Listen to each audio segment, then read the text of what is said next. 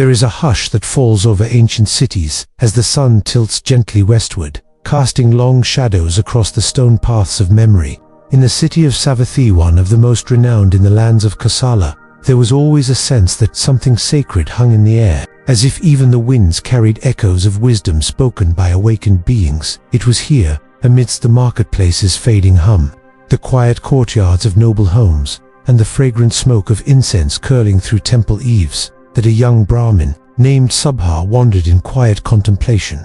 Subha was no ordinary youth. His eyes were sharp, but not prideful. His manner inquisitive, yet humble. He had grown up under the careful tutelage of renowned Brahmin teachers, immersed in rituals, mantras, and the venerated traditions of his lineage. But there was a restlessness in him. Something was missing. Subha had heard that, within the grove just outside the city walls, resided a man said to be more than a teacher. A man no longer bound by sorrow, nor stirred by craving. A sage of such profound insight that kings bowed before him, and ascetics sat in reverent silence at his feet. He was called the Buddha, the Enlightened One. In those days, word traveled not through messengers or scrolls alone, but through the trembling hearts of those who had witnessed truth. Pilgrims spoke in hushed voices of the serenity in the Buddha's gaze. Merchants returning from Jetavana no longer sought wealth. Women and men who had once fought for titles now gave them up to sit beneath trees and listen. To simply listen. Subha had listened to. He had heard from the elders that monks, shivan and robed, walked with a dignity not born of status but of simplicity. He had seen them in the market, silent, bearing alms, bowls, not begging, but receiving. He had observed their steps, steady and faltering, as if their feet were guided by something the eyes could not see. And yet, the Brahmins around him scoffed. They abandoned duty. Some muttered, "It is the lay life, the householder's path, that preserves Dharma, not those who flee the fire of responsibility." These were not whispers. These were teachings. Sacred lineage, they said, passed from tongue to tongue, from sage to sage, from time immemorial. But Subha wanted to know, not what the scriptures said, but what the truth was. Deep down, he could feel the weight of tradition pressing like a cloak over his shoulders. He could recite verses. He could perform the fire sacrifices. He could chant the names of the gods. But something in him still cried out, like a bird trapped beneath golden bars. Was it really true that the lay life was superior? That those who renounced the world had abandoned the path of virtue? Or had he been following a chain of blind men, each holding the shoulder of the one before, leading one another into darkness? He could no longer hold the questions within.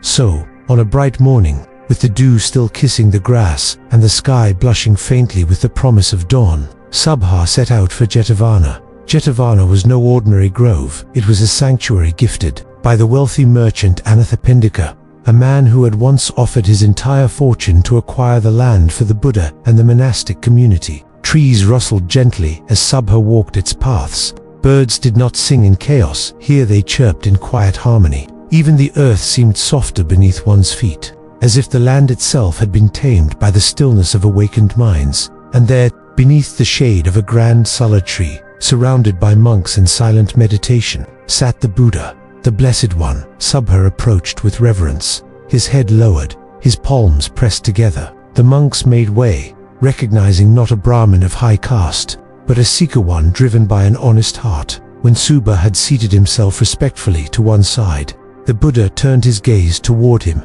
not a piercing look, nor a heavy one, just the calm, undisturbed presence of one who had truly seen both the world and what lies beyond it. "Subha," the Buddha said gently, as if already knowing his thoughts. "What brings you here?"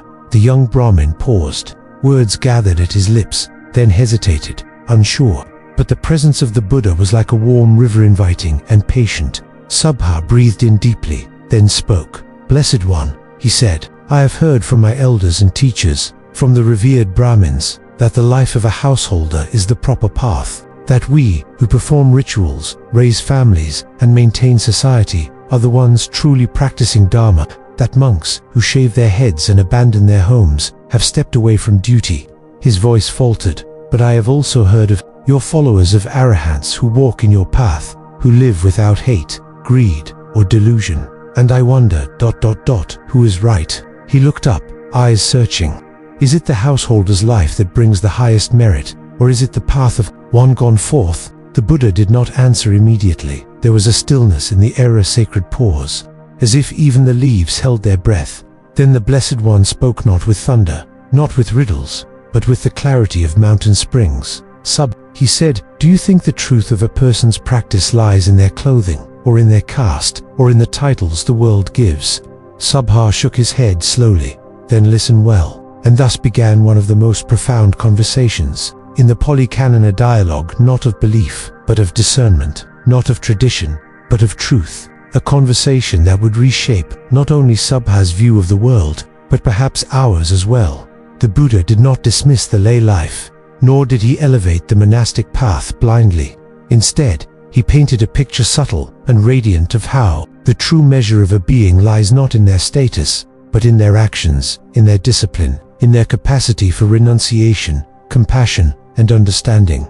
A monk who breaks the precepts, who clings to greed and hatred, is not superior to a layperson who lives with generosity and virtue. A householder who gives, who meditates, who listens with humility, can be closer to liberation than a monk whose heart is still wrapped in chains. And yet, the life of a renunciate, when lived well, when anchored in virtue, concentration, and wisdom, is like a swift river flowing directly toward the ocean of Nibbana. It requires less baggage, it bears fewer entanglements, it allows one to tread the noble path without distractions. Subha listened, and as the sunlight filtered through the canopy above, something within him shifted, not in intellect, but in heart. The weight of tradition grew lighter.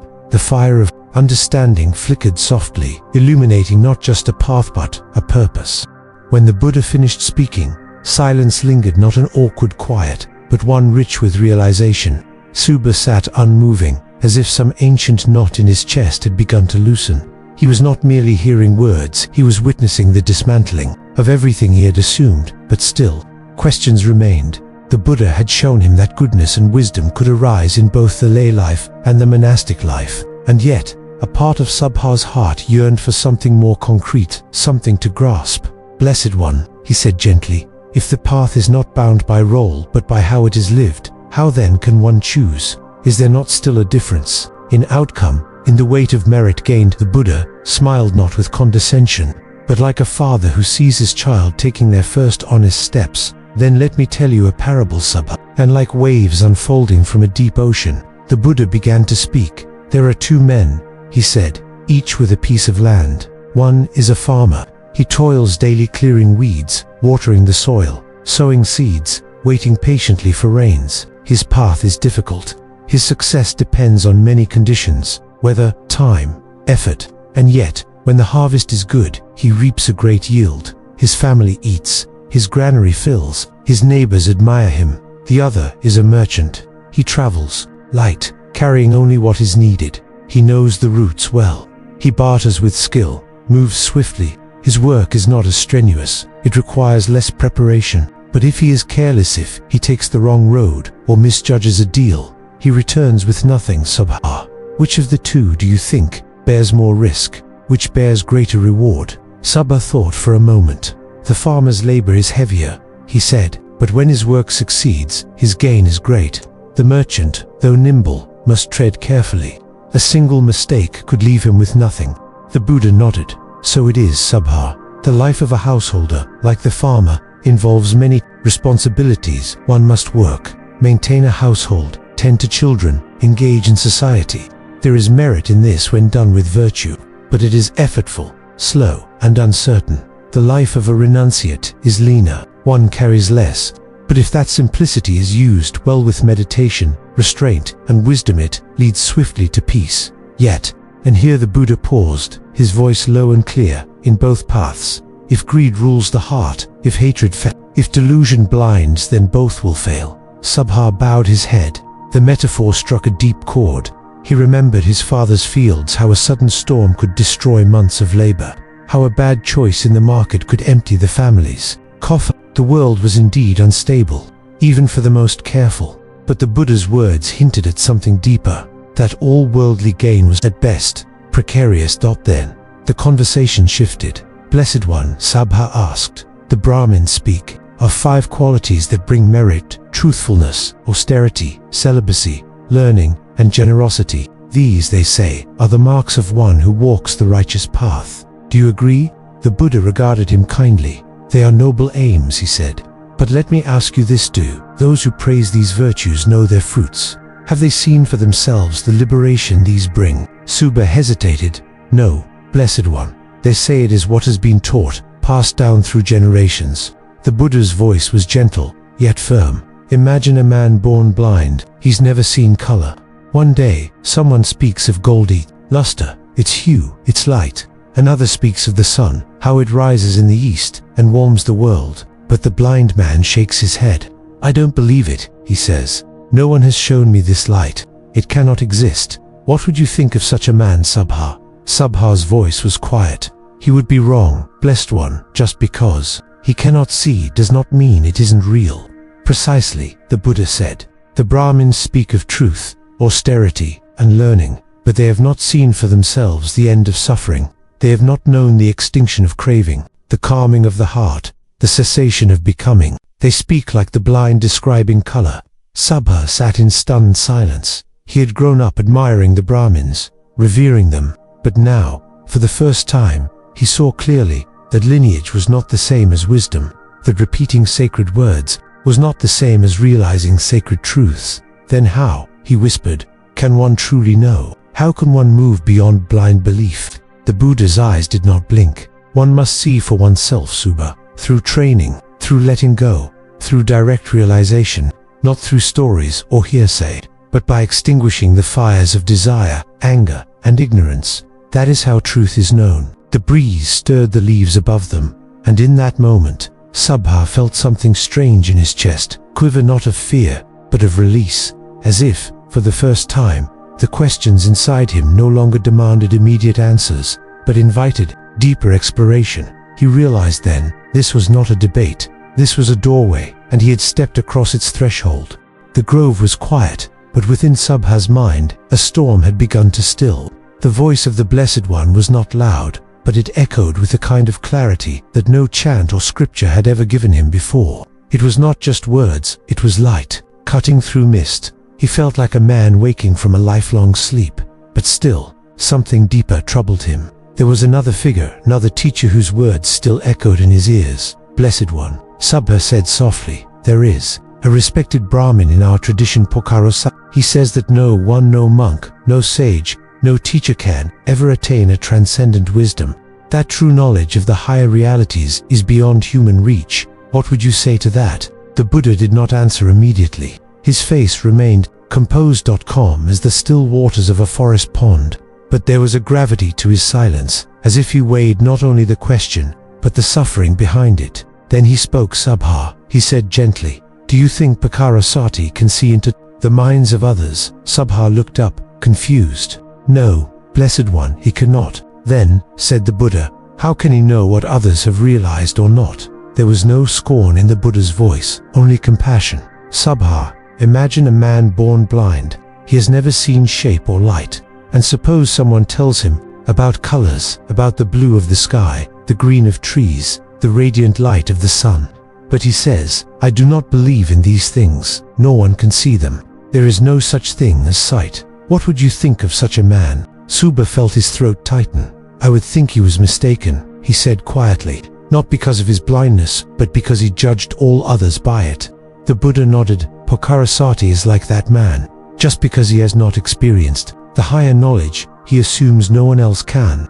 Just because his heart has not touched release, he believes no one has found the path. That Subha is the blindness not of the eyes but of pride. Subha was silent for a long time. He thought of all the teachers he had followed, all the proud words, all the chants that promised freedom, but never explained the way. They had spoken of gods and heavens, of ritual and order, but never of the inner fire, the actual experience of release. He had asked his own teachers many times, have you seen the results of these practices? And they had replied, no, but the ancient ones did. Yet when he asked further, did they see? The answers faded into silence. He realized now, it was a chain of the blind, each grasping the shoulder of the one ahead, hoping someone, somewhere, had seen the light. But no one had, except, perhaps, this man, this gentle, calm figure beneath the tree. Blessed One, Subha said, his voice breaking ever so slightly, I wish I had come to you earlier. The Buddha simply looked at him, the way one might look at a traveler who has finally found the road home. It is not when you come that matters, he said, only that you come. And then, with the patience of a master craftsman, the Buddha began to speak of the mind. Subha, he said, there are 5 hindrances that bind the heart, like chains around a wild animal. They are kamikonda, craving for sensual pleasure; vyapada, ill will and hatred; thinamida, sloth and torpor; udakakukaka, restlessness and worry; visakika, doubt and indecision. These 5 are like poisons in the blood. While they remain, the heart is cloudy, heavy, confused. But when they are removed through virtue, meditation and wisdom, the mind becomes radiant, clear and vast. Subha felt these words like a hand on his back, steadying him. He recognized those hindrances not as abstract ideas, but as personal afflictions. He had felt the pull of lust, the sting of anger, the weight of laziness, the scratching of worry, and the fog of doubt.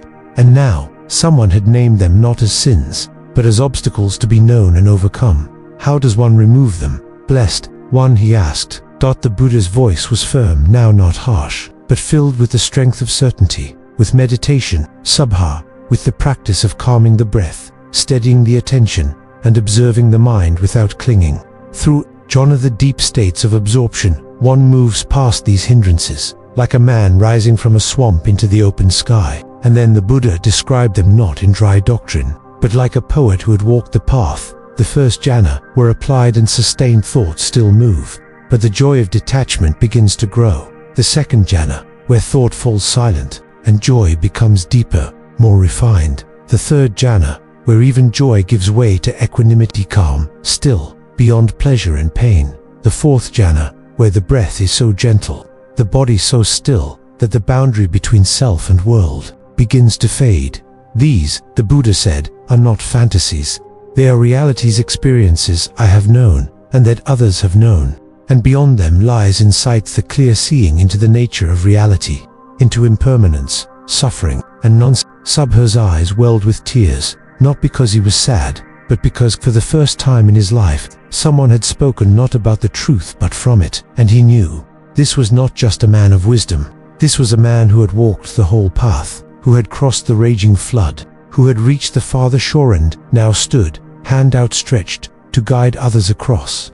As the midday sun filtered through the sal trees, Subha sat quietly before the Buddha. His body barely moved, but inside, his world had shifted. He had come seeking an argument. He had arrived with the proud weight of Brahmin teachings, expecting either a debate or a defeat.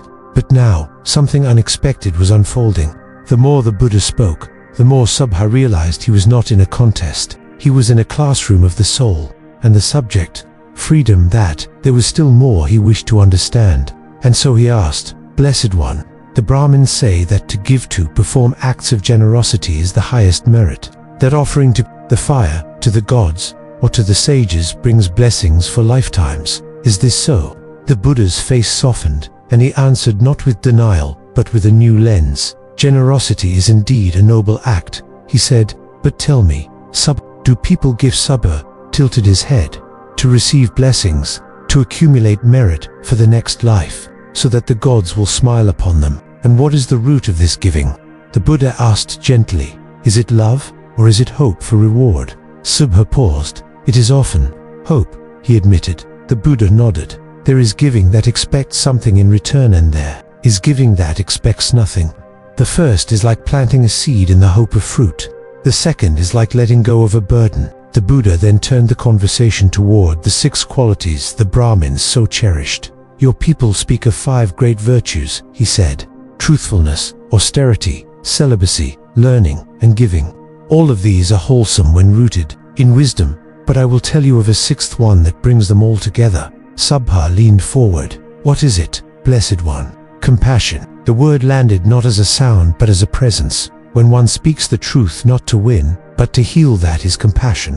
When one practices austerity not to impress, but to purify, that is compassion. When one lives celibate not out of shame, but out of care, that is compassion. When one studies not to conquer, but to understand, that is compassion. And when one gives not to be praised, but to relieve suffering, that too is compassion. The grove grew quiet again, and Subha remembered something.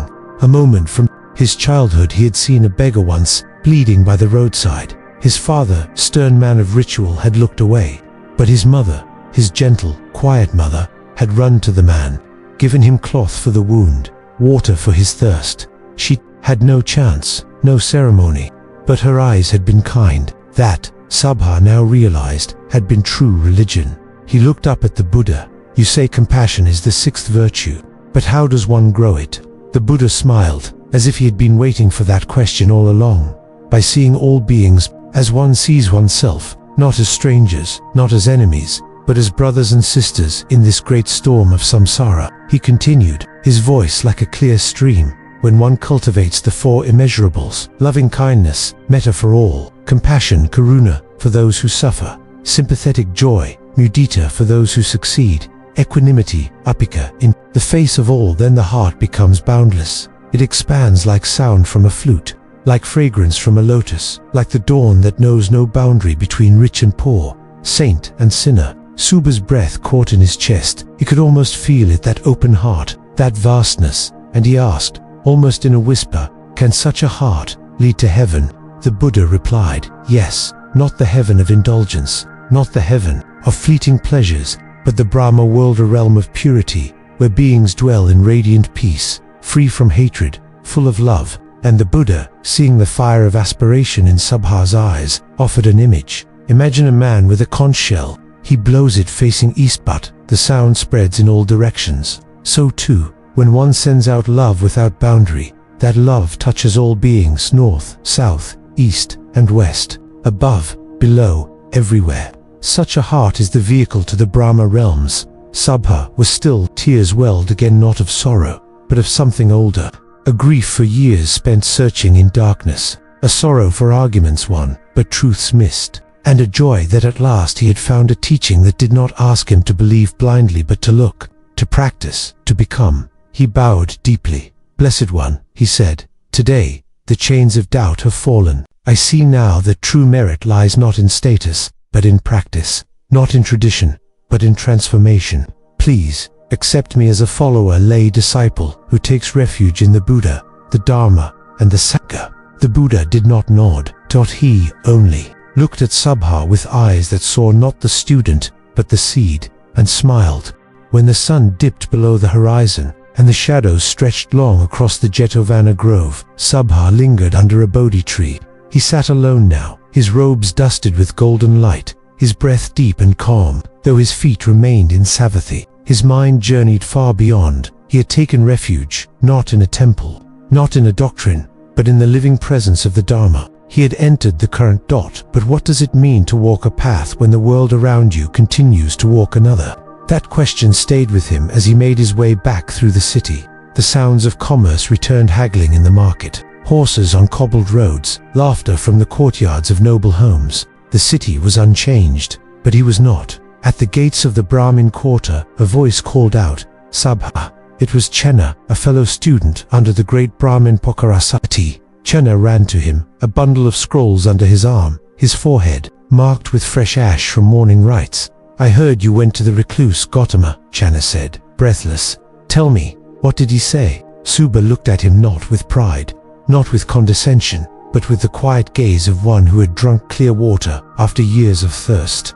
He said things that I didn't expect, and that I didn't know I needed. Chenna frowned. Is it true then, what the others whisper, that you've joined his followers, that you bow to a mendicant from the Shikayan clan? Subha nodded slowly. I have bowed not to a man, but to the truth he embodies. He speaks not in riddles or rituals, but in reality. He offers a path that can be walked, not just remembered. That night, Subha sat in his home, the oil lamp flickering against scrolls once held dear. He did not burn them, he did not curse them, he simply placed them aside. His mind turned instead to the real scrolls, the unspoken scriptures that now lived in his heart. The scroll of restraint, written in the ink of mindfulness, the scroll of compassion, unfolding with every act of generosity, the scroll of wisdom, etched by experience, not belief. He realized now, tradition was not the enemy. It was the clinging to it blindly that was. Even the most sacred teaching, if held too tightly, becomes a prison. In the days that followed, Subha lived as a lay follower, but with the heart of a monk. He ate simply, he practiced lovingly. He rose before the dawn and sat in stillness, breathing with the world. And one morning, a child knocked at his door. A boy no older than 10, ragged and barefoot. "Mr. Subha," the boy said, "they told me you give food." Subha bent down and smiled. "Come in." He shared his morning rice and offered a corner of his mat. He listened to the boy's tale of a mother gone, a father in drink, of sleeping under carts and stealing mangoes to live. Subha did not preach. He simply listened. Then he told the boy a story not of gods or battles, but of a man who learned to still his mind, to soften his heart, and to walk gently in the world. The boy stayed, and in the weeks that followed, more children came, not to worship, but to feel safe. Thus began what would later be called the House of Listening, a humble home where Subha lived, not as a preacher, but as a mirror reflecting back the dignity in each person who entered. He never called himself a teacher. He only said, "The path is not mine, but I have walked some of it. I can walk beside you." A while people came with questions. Subha offered them silence. People came with burdens. He offered them space. People came with broken hearts. He offered them stillness. One evening, an old friend arrived. It was his former teacher, the great Brahmin Pakarasati himself, now stooped with age, but still sharp. I heard," he said, "that you have left the fire of our lineage for the ashes of a recluse." Subha bowed deeply. "I have not left fire. I have simply found a fire that does not burn but illuminates." The old man stared. "And have you found truth?" Subha answered, not with words, but with presence. The old Brahmin, once his master, sat beside him, and for the first time in many years, they spoke not as master and student, not as believer and heretic, but as two seekers, two men who had looked at the stars in different ways, and yet longed for the same dawn. As years passed, Subha's hair grayed, his back bent, but his eyes remained bright. One day, a young monk came to visit. He had heard tales of Subha layman with the heart of a forest monk. He asked, "Sir, why did you never ordain?" Subha looked at the sky. "Because I realized," he said, "that robes do not make the renunciate. Letting go does. And one can let go right here, in the middle of the city." He smiled. "And because some people will never enter monasteries, but they will enter a house with open doors. And in such a house, the Dharma can live." He passed away one quiet night, under a full moon.